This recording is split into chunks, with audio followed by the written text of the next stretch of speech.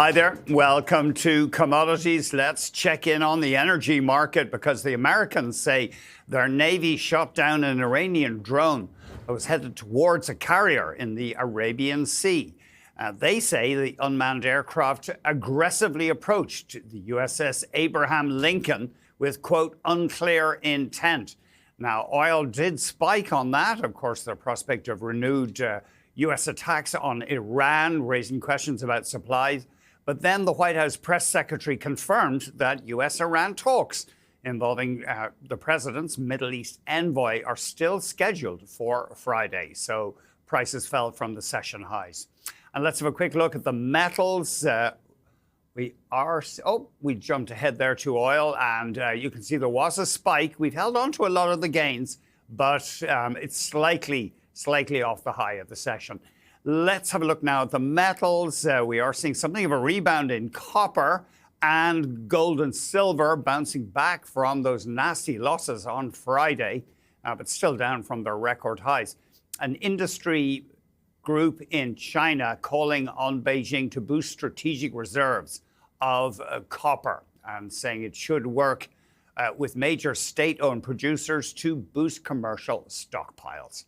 Some other commodity-related stories we are watching. Glencore Canada says it has been forced to suspend all investments related to pollution reduction and upgrade projects at its Horn smelter in Quebec. Glencore had been working with the Quebec government to secure the long-term viability of the operations, but says that the necessary conditions are not in place to allow it to proceed. Glencore says it remains open to other options to cut risks unless it gets clarity from regulators. And shares in Ivanhoe Mines jumping up 8%. The company says it's in talks to supply critical minerals from its Kipushi mine in the Democratic Republic of the Congo to the U.S. That mine produces zinc, copper, lead, germanium, and gallium. And those latter two are seen as metals that are possibly subject to Chinese supply manipulation. And shares in CP Kansas City slightly higher. The rail operator set a new record for shipping Canadian grain and grain products in January. And the carrier says, last week, the carrier reached a record high in fourth quarter grain revenue, driven by a huge crop. Let's get back to oil. Prices spiking, as we saw after the Americans said they shut down that drone. The big topic on the mind of many oil investors right now, talks between Washington and Tehran. Our guest says disruption risks may persist if these talks don't produce swift results. And he also says the mood in the oil market may be set to change, and people could start moving towards buying the dip instead of selling rallies. Let's get more from Jeremy Irwin, Global Crude Lead at Energy Aspects. Jeremy, great to see you. Thanks very much indeed.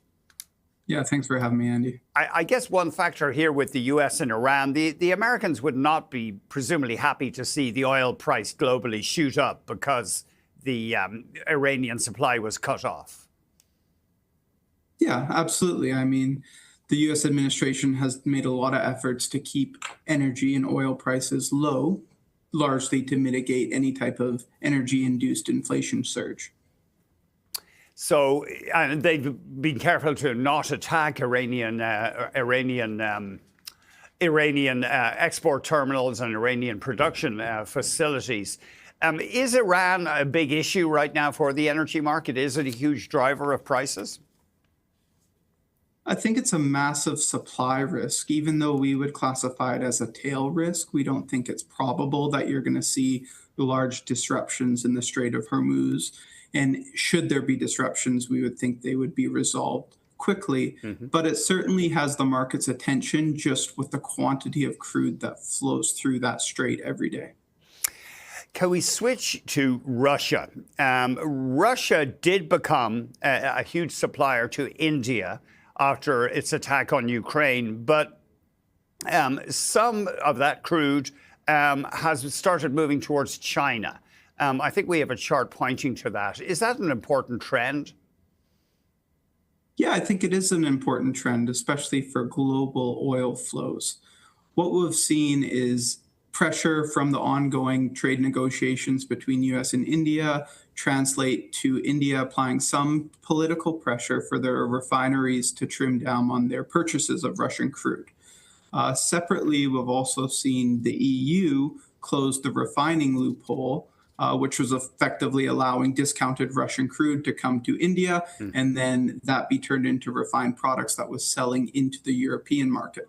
So this has a trickle-down effect into product flows, crude flows, and we think India will continue to lighten up on their Russian crude purchases. We just don't believe it's going to zero, as some of the headlines may suggest.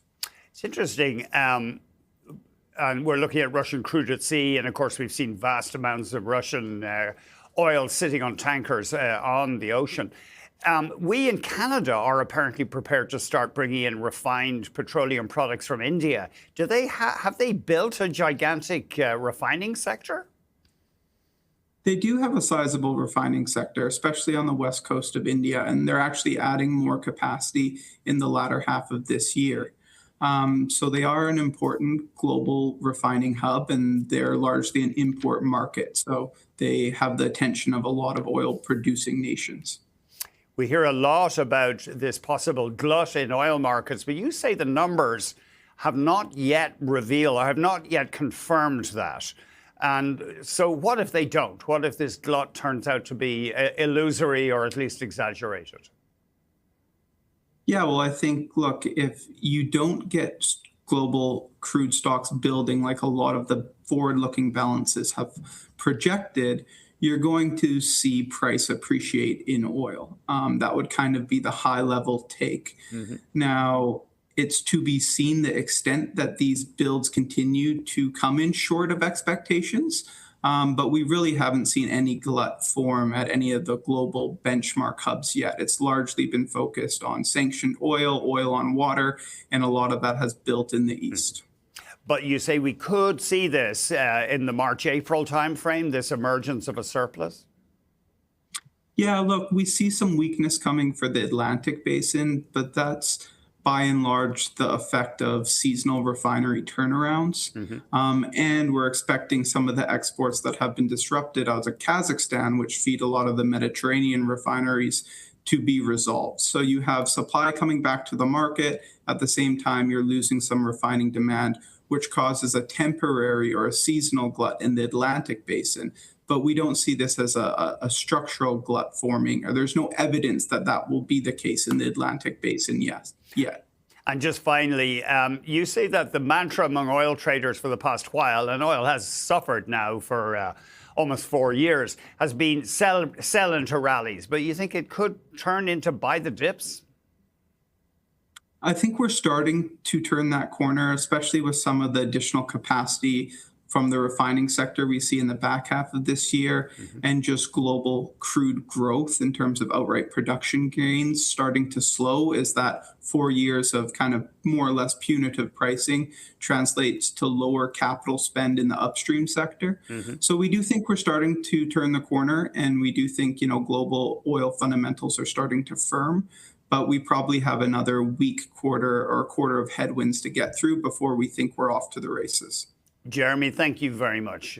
Jeremy Irwin, Global Crude Lead at Energy Aspects. Coming down, we are going to sit down with the CEOs of Foreign Mining and Eldorado Gold to dig into Eldorado's move to take over Foran to create a company that'll be mining lots of coal, gold and copper. We hear from the two executives after this.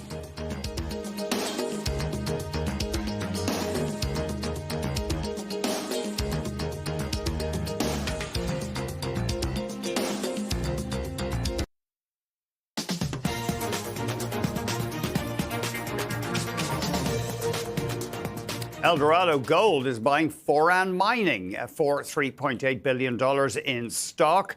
It's going to create what the executives hope will be a rapidly growing gold and copper producer, with two significant projects set to come online over the next year.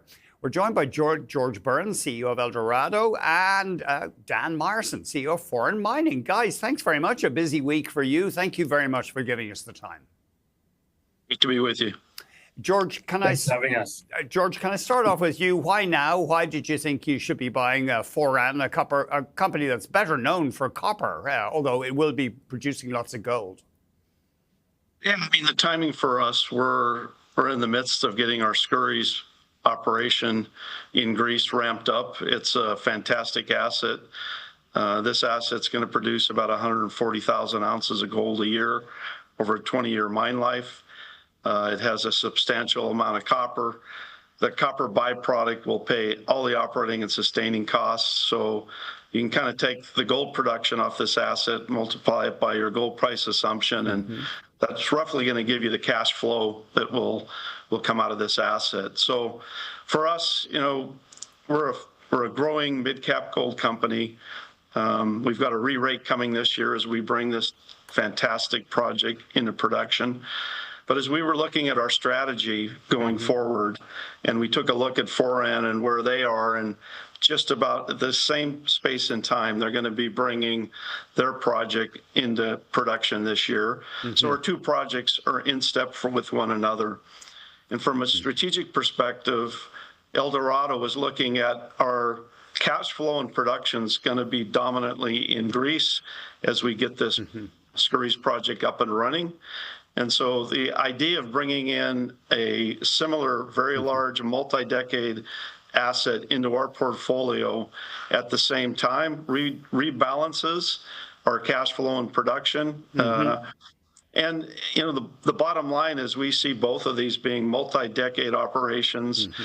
Timing-wise, some have asked, well, why don't you wait 6-9 months, get your project to nameplate production, get the re-rate, and then consider this? Well, these assets don't sit around all that long, and the concern would be it's not available in 9 months, and it is very hard to find an asset like Foran has. It's got massive upside. They have the Tesla zone. Sorry to cut you off there, George, because I want to let Dan get a word in here. You bet. Dan Morrison, CEO of Foran Mining. Why do you think this was the time, Dan? Because, of course, you do have this big mine in Saskatchewan you're set to ramp up. Presumably your stock would get an inflated multiple if and when it goes well. Why did you decide, or a bigger multiple, why did you decide to sell out now? Yeah, sure. And firstly, thank you again for having me. So, we don't really see it as selling out. We see it as combining. And yes, we are going to have a fantastic re-rate and bigger multiple, as you said, as our ramp up goes well, which it is. We're currently in wet commissioning. And that's great. Having one is great, one big ramp up and re-rate. But I'll tell you what's even greater is having two. And the Skouries mine in Greece is just an exceptional asset, and what the company under George have done and how they've developed it is really, really special. So we're very, very confident in their ramp up as they are in ours. So, this is going to be a classic case of where you combine the companies, you get that scale, and it's a 1 + 1 = 3.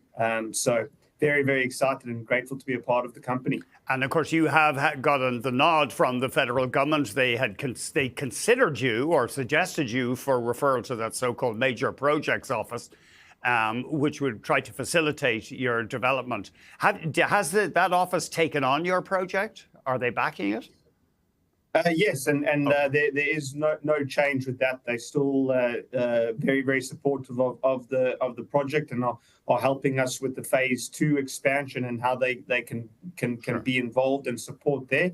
And having Eldorado and the combined company behind the phase 2 is a wonderful thing, because what that will do is it'll actually accelerate the phase 2 expansion. So it'll actually speed up the production of critical minerals in Canada. And it's so it's a great thing all around for Canada and for shareholders. George, can we loop back to you? You did address this partially, but analysts saying investors may have misgivings here because you're now going to have 2 ramp-up projects on your hands. And we know mines are an enormous technical achievement, but there are often glitches. And we have seen your stock drifting down in the wake of the announcement. Well, Dan and I are busy meeting with shareholders to explain the industrial logic here. In terms of the risk, the risk is nearly eliminated. Both of us have deployed the capital. Both of our underground mines are up and running. We've done 2 test stopes on our underground. The open pit, that'll be the bulk of the feed to our plant. We've got a crew working 24/7. We've got a large stockpile out in front of the mill. The infill drilling we've done in the first 3 years of mining is confirmed our modeling, in fact, slightly better. And so the mining's de-risked. The plant's nearly complete.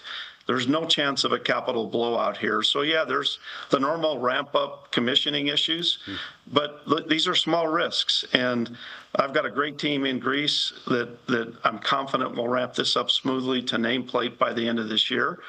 And as we did our due diligence on Dan's asset, it's in a similar position, and they're using G Mining Services, who we're very familiar with on the construction. They're doing an excellent job for them.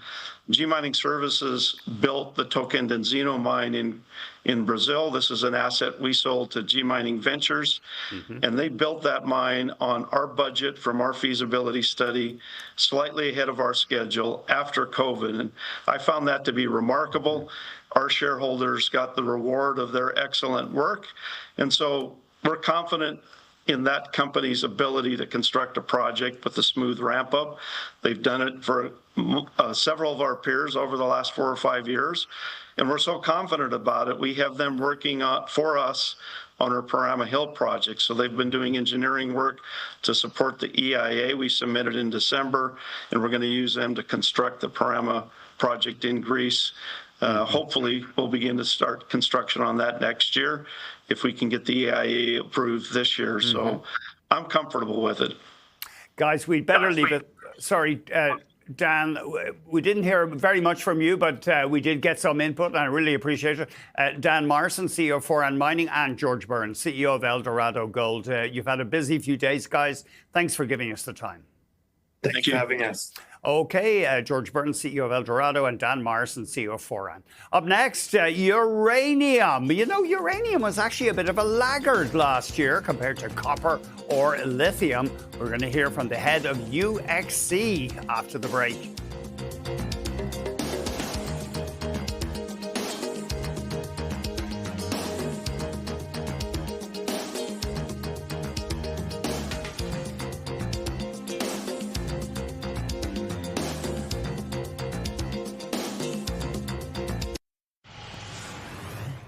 Let's talk uranium. Lately, spot uranium prices hit the highest since 2024. However, despite all the fanfare about AI-driven demand for electricity and the need for new nuclear plants, the metal was something of a laggard last year. Sprott, the big ETF provider, says it rose about 11% in 2025. But copper was up, for example, more than 40%.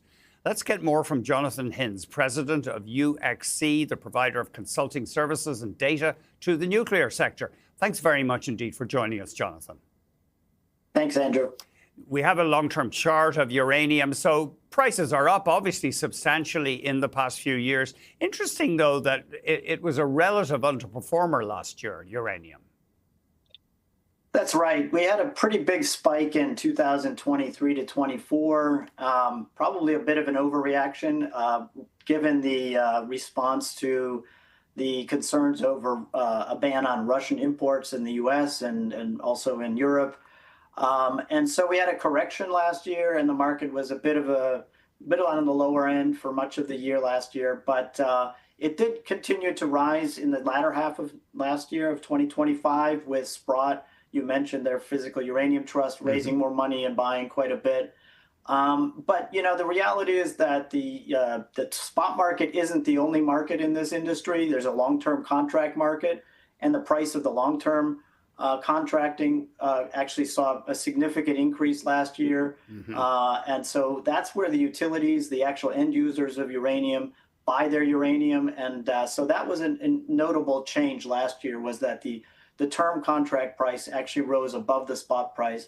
And that's a sign that there's a fundamentals kind of story building here in this market. Yeah, because as far as I can see, early in the century, uranium spiked and the term contract price hit a record high. And it's pretty well back to that record high now, as far as I can see. Yeah, we're not all the way there yet. $95 was the highest term price we ever published as our company, but I think we're getting close to that now. We're getting close to the 90s, and we could surpass that record if the market continues to trend upwards. You know, the real reality is in that the contract market by 2029, 2030, we're looking at a potential structural deficit in this market with the need for new mines to come online. And so the long-term price is really the incentive price that mining companies look to lock in for future profits. And so that's why we're seeing the move there. And I think utilities are starting to notice that they have to contract. Otherwise, they might be left out in the 2030s with not enough supply to be had. So that's the real market right now. The spot market is exciting and volatile, as that price chart just shows you, driven a lot by the financial entities and trading companies and the like.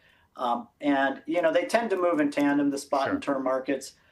So, you know, it's a rising tide lifts all boats type of situation here. But from what you're saying, we're not actually in a supply crunch for uranium yet. People aren't getting extremely worried. I would say we're not there yet. We do have enough uranium to be had right now if we look at both inventories and the actual production side of things.